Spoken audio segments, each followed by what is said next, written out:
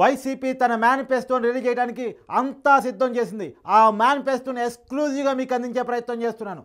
పోయినసారి నవరత్నాల పేరుతో 2019 ఎన్నికల్లో 151 సీట్లను సంపాదించుకునేటువంటి వైసీపీ అది చాలా కీలకం మేనిఫెస్టో అని భావిస్తుంది వైసీపీ.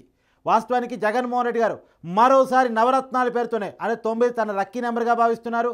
పోయినసారి 151 సీట్లు రావడంలో నవరత్నాలు కీలక పాత్ర వహించాయని ఆయన నమ్ముతున్నారు. కాబట్టి మళ్ళా 9 అంకెతో నవరత్నాలు 2.0ని రెడీ చేస్తున్నారు. రేపో ఎల్లుండో అందరి ముందుకు తీసుకురాబోతున్నారు. అది ఎక్స్క్లూజివ్గా మీకు అందించే ప్రయత్నం చేస్తున్నాను.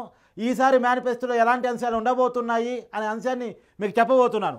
ఈసారి వైసీపీ ప్రకటించబోయే మేనిఫెస్టోలో ₹1,00,000 రుణమాఫీని హామీగా ప్రజలకు ఇవ్వబోతున్నారు వైఎస్ జగన్మోహన్ రెడ్డి.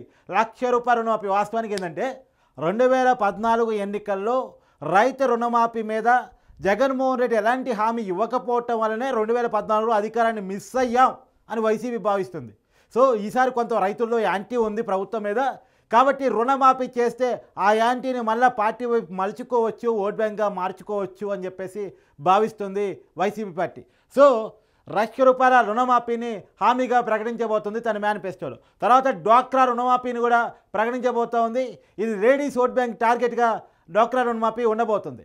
సహజంగా మొత్తం వైసీపీ నవరత్నాలు 2.0లో 70% ఉమ్మడి ఓట్ బ్యాంక్ కేంద్రంగానే ఉంది.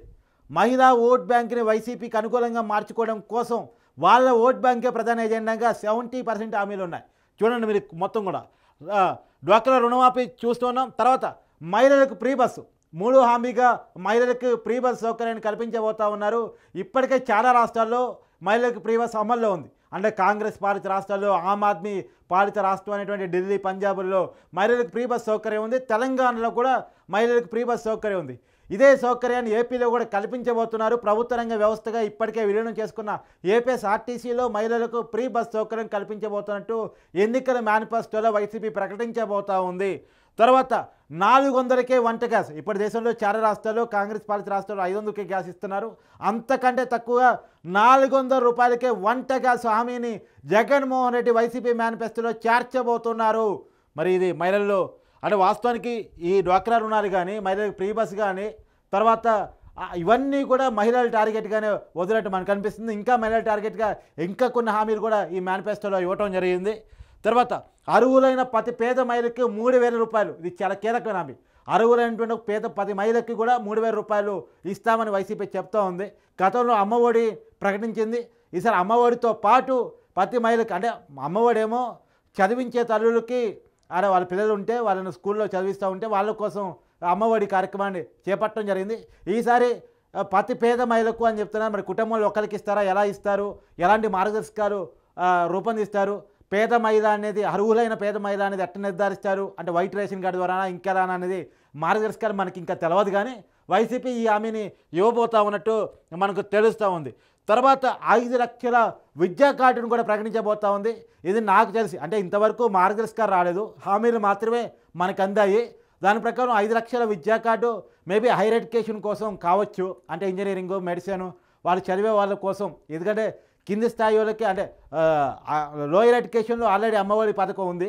కాబట్టి హైయర్ ఎడ్యుకేషన్లో 5 లక్షల విద్యా కార్డు ఇవ్వబోతున్నట్టు అంటే చదివే ప్రతి ఒక్కరి మీద 5 లక్షల పెట్టుబడి ప్రభుత్వం వైపు నుంచి ఖర్చు భరించే రకంగా 5 లక్షల విద్యా కార్డుని ప్రకటించబోతున్నట్లు వైసీపీ తన మేనిఫెస్టోలో పెట్టబోతూ ఉంది.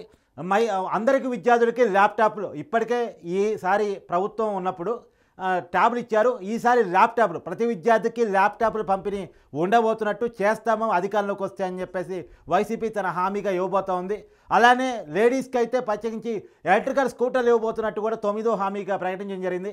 ఇంటర్మీడియట్కి వచ్చినటువంటి అంటే 18 ఏళ్ళు దాటినటువంటి ప్రతి మహిళకి కూడా ఇంటర్మీడియట్ కంప్లీట్ అయినటువంటి ప్రతి మహిళకి కూడా ఎలక్ట్రికల్ స్కూటర్ ఇవ్వబోతున్నట్టు మనకి వైసీపీ తన మేనిఫెస్టోలో పెట్టబోతున్నట్టు మనకు అర్థమవుతూ ఉంది. సో నవరత్నాలు 2.0 నవరత్నాలు 1.0 కంటిన్యూషన్గా హామీలతో పాటు హామీల్లో కూడా పెంపుదల చేయబోతున్నట్టు మనం చూస్తున్నాం. ఈ మొత్తం 1.0 ఈ ఏదైతే నవరత్నాలు ఉందో ఆ పథకాలన్నిటి కూడా పెంపుదల చేయబోతున్నట్టు వైసీపీ ప్రకటించబోతూ ఉంది. రైతు భరోసాని 15,000 నుంచి 20,000 రూపాయలకు, తర్వాత ఆరోగ్యశ్రీని దాదాపు 30 లక్షల వరకు పెంచబోతున్నట్టు మనకు అర్థమవుతూ ఉంది. అమ్మఒడి పథకాన్ని కూడా 15,000 నుంచి 20,000కు పెంచబోతున్నట్టు ప్రకటించబోతున్నారు తన మేనిఫెస్టోలో. అంటే ఉన్న పథకాన్ని పెంచడం, కొత్త పథకాలు యాడ్ చేయటం. తర్వాత చేయూత ద్వారా కూడా 18,500 నుంచి 20,000 రూపాయలకు పెంచబోతున్నట్టు తన మేనిఫెస్టోలో వైసీపీ ప్రకటించబోతున్నట్టు మనకు అందుతున్న సమాచారం. తర్వాత పింఛన్లు 3,000 నుంచి 4,000 రూపాయలకు పెంచబోతున్నట్టు మనకు అందుతున్న సమాచారం. అలానే ఫీజు రీయింబర్స్మెంట్ 20,000 నుంచి 25,000కు పెంచబోతున్నట్టు తన మేనిఫెస్టోలో వైసీపీ ప్రకటించబోతా ఉంది. అలానే గృహాలు కూడా అందరికీ పేదవాళ్ళందరికీ ఇల్లు కట్టేసి ఇస్తామని చెప్పేసి వైసీపీ గత మేనిఫెస్టోలో చెప్పింది. ప్రతి పేదవాళ్ళకు ఇల్లు అంటే పక్కా ఇల్లు నిర్మించిస్తాం, ప్రతి సంవత్సరం కూడా 15 లక్షల పేదవాళ్ళకి ఇల్లు నిర్మించిస్తామని చెప్పేసి తన మేనిఫెస్టోలో ప్రకటించింది. ఈసారి దాన్ని 20 లక్షలు చేయబోతున్నట్టు మనకు అందుతున్న సమాచారం. ఏదేమైనా ఉన్న ప్రతి హామీని పెంచడం, పింఛన్లతో సహా అన్ని పథకాలను పెంచడం, తర్వాత కొత్తగా హామీలు 9 ఇవ్వటం అండ్ నవరత్నాలు 2.0 పేరుతో కొత్తగా 9 హామీలని, తర్వాత ఉన్నటువంటి ప్రతి పథకంలో కూడా పెంపుదలని చేయబోతున్నట్టు ఇది తన మేనిఫెస్టోలో వైసీపీ ప్రకటించబోతా ఉంది. ఈ మేనిఫెస్టోనే వైసీపీని తిరిగి తనకు అధికారంలో తీసుకురాగలదు అని నమ్ముతుంది. వాస్తవానికి ఇది వైసీపీకి చివరి ఆయుధం అధికారం రావడానికి. ఎందుకంటే ఇప్పటికే మాట్లాడిన ప్రచారాలు అన్నీ ఉవ్వెత్తున జరిగిపోతూ ఉన్నాయి, సిద్ధం సభలు కూడా జరిగిపోతూ ఉన్నాయి.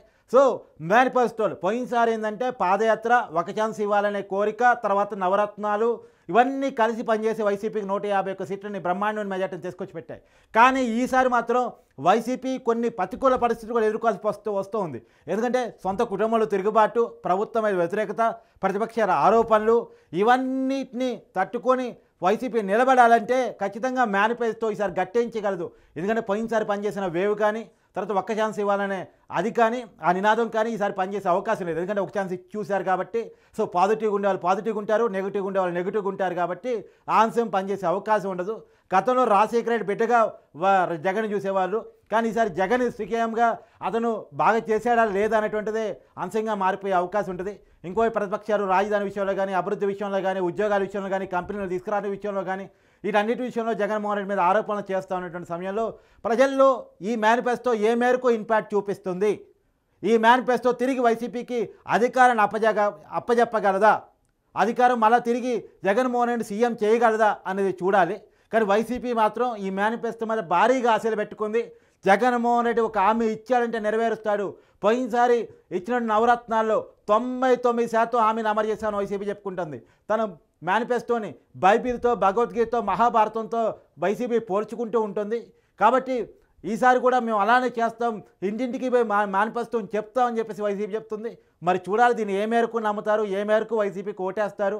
ప్యాన్ గుర్తు మీద ఓటేసి జగన్మోహన్ రెడ్డిని సీఎం చేయడానికి మళ్ళీ జనం సిద్ధమవుతారా లేదా అని చూడాలి.